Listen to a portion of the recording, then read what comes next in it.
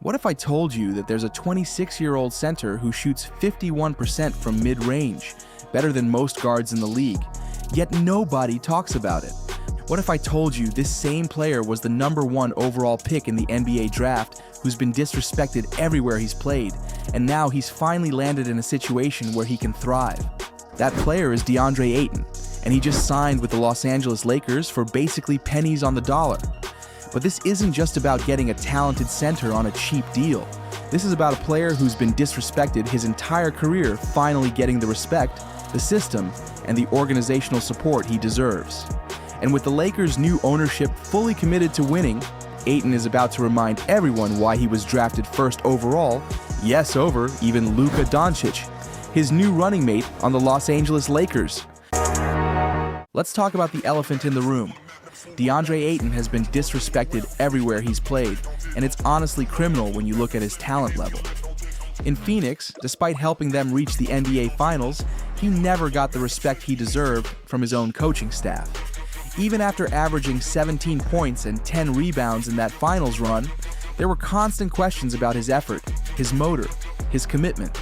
This is a guy who was putting up elite numbers, and his own organization was undermining him publicly. Then came Portland, where the disrespect reached new levels. Here's a player who was still putting up solid numbers, still showing that elite skill set, and what happened? They bought him out. They literally paid him to go away rather than try to build around his talents. But here's what's crazy about all this disrespect. It was never about his ability. It was about organizations that didn't know how to use him properly, coaches who wanted him to be something he's not, and front offices that never fully committed to maximizing his potential. Here's what makes the disrespect even more frustrating. DeAndre Ayton has an elite mid-range game that nobody talks about, nobody respects, and nobody has properly utilized. Let me blow your mind with some numbers. In the last 5 years, DeAndre Ayton has attempted 1,400 short mid-range jumpers and made over 51% of them. Let me say that again, 51%. From long mid-range, we're talking 15 to 19 feet from the basket, he's attempted over 500 shots at a 47% clip. This is a 7-footer shooting nearly 50% from mid-range, and the basketball world has just ignored it. To put this in perspective, most elite mid-range shooters in the league, guys like DeMar DeRozan, Chris Paul, Kevin Durant, they hover around that 45 to 50% range. Ayton is doing it at 7 feet 1 inch with a 7 feet 6 inch wingspan, shooting over smaller defenders who can't even contest his shot. But did Phoenix build their offense around this elite skill? Absolutely not. Did Portland try to maximize this weapon? Absolutely not. They disrespected his talent by trying to force him into roles that didn't showcase what makes him special. Here's where everything changes for DeAndre Ayton. The Lakers aren't just any organization. They're a franchise with new ownership that's fully committed to winning championships. When you have ownership that's willing to invest in excellence, that changes everything for a player who's been disrespected his entire career. This Lakers organization, from ownership down to the coaching staff, understands what they have in Ayton. They see the elite mid-range shooting, they see the basketball IQ, they see the potential that other organizations wasted. And most importantly, they're committed to putting him in position to succeed. JJ Redick, the Lakers head coach, has already gone on record praising Ayton's abilities. He understands what Ayton brings to the table, and he's going to build systems that maximize those skills rather than trying to force him into some traditional center mold that doesn't fit his game. But the real game changer for Ayton isn't just the organization. It's playing with LeBron James and Luka Doncic, two players who actually understand and respect elite basketball talent. LeBron has always been a master at recognizing what his teammates do best and putting them in position to succeed. He's not going to try to change Ayton's game, he's going to enhance it. When LeBron sees that Ayton shoots 51% from mid-range, he's going to find ways to get him those looks all game long. Luka, meanwhile, has shown he can make any big man look incredible. His ability to create advantages and find the perfect pass is going to unlock parts of Ayton's game that we haven't even seen yet. And unlike previous situations where Ayton was disrespected, Luka is going to showcase his talents on the biggest stage. Here's where the respect for Ayton's skills is going to pay off immediately. When Luka runs pick and roll with Ayton, defenses are going to be in an impossible situation because the Lakers actually understand how to use his elite mid-range shooting. If they play drop coverage, which most teams do against traditional centers, Ayton just steps into that mid-range jumper that he makes at a 51% clip. But here's the difference. LeBron and Luca are going to recognize this and call that play over and over again. If they switch, now you've got a smaller defender on a 7-footer who can shoot over the top from anywhere on the court. Previous teams might not have recognized this advantage, but the Lakers are going to exploit it relentlessly. If they hedge hard and try to trap Luka, Ayton can either roll to the rim with his elite finishing ability, or he can slip the screen and find an open spot for that deadly mid-range shot. The Lakers are going to have multiple options ready because they actually respect what Ayton brings to the table.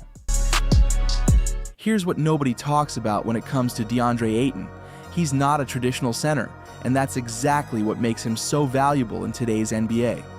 Ayton is a finesse player in a 7-foot frame, and when you understand that, everything about his game starts to make sense. People criticize him for not being physical enough, for not asserting dominance in the paint like Shaq or Dwight Howard. But that's completely missing the point. Ayton doesn't need to overpower you. He outsmarts you. And that finesse approach is exactly what makes him perfect for playing alongside Luka Doncic and LeBron James. Think about what finesse ball really means. It's about using skill over strength, basketball IQ over brute force, precision over power. It's about making the game look easy through technique rather than athleticism. And when you look at Ayton's game through that lens, you realize he's not soft, he's sophisticated. His hook shots aren't just shots, they're works of art. Since 2021, he's attempted about 600 hook shots and made over 58%, which puts him right there with elite finesse players like Jokic and even Alperen Sengun. But it's not just the percentage, it's the way he gets those shots off. The footwork, the timing, the touch, that's pure finesse. What makes Ayton's finesse approach so deadly is that it's unpredictable. Power players are easier to scout because you know what they're going to try to do. They're going to try to overpower you. But finesse players like Ayton can hurt you in so many different ways. He can hurt you with that elite mid-range shooting.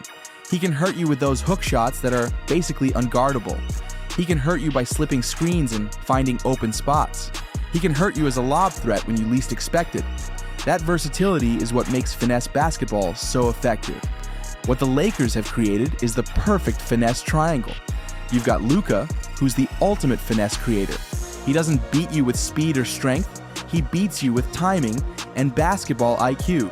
You've got LeBron, who's evolved into a finesse player as he's gotten older, using his experience and court vision rather than just athleticism. And now you've got Ayton, who brings finesse scoring and finesse defense to the center position. This isn't just three good players playing together. This is three players who see the game the same way, who understand how to use skill and intelligence to create advantages. When finesse players work together like this, the results can be magical. What's different about this Lakers situation is that Ayton finally has an entire organization that believes in him. From the new ownership group that's committed to winning, to the coaching staff that understands his skills, to teammates who respect his abilities. This is the first time in his career where everyone is on the same page about maximizing his potential. In Phoenix, there were always questions about whether the organization was fully committed to him. In Portland, it was clear they weren't building around his strengths. But the Lakers, they signed him specifically because they see the value that other teams missed. This organizational support is going to be huge for Ayton's confidence and performance. When you've been disrespected for years and suddenly you're in an environment where everyone believes in you, that can unlock levels of performance that nobody expected. What we're looking at here is the perfect storm of a talented player finally getting the respect he deserves. You've got Ayton's elite skills that have been overlooked and undervalued. You've got an organization with new ownership that's fully committed to excellence. You've got coaches who understand how to use his talents. And you've got teammates who are going to showcase his abilities on the biggest stage. This isn't just about the Lakers getting better.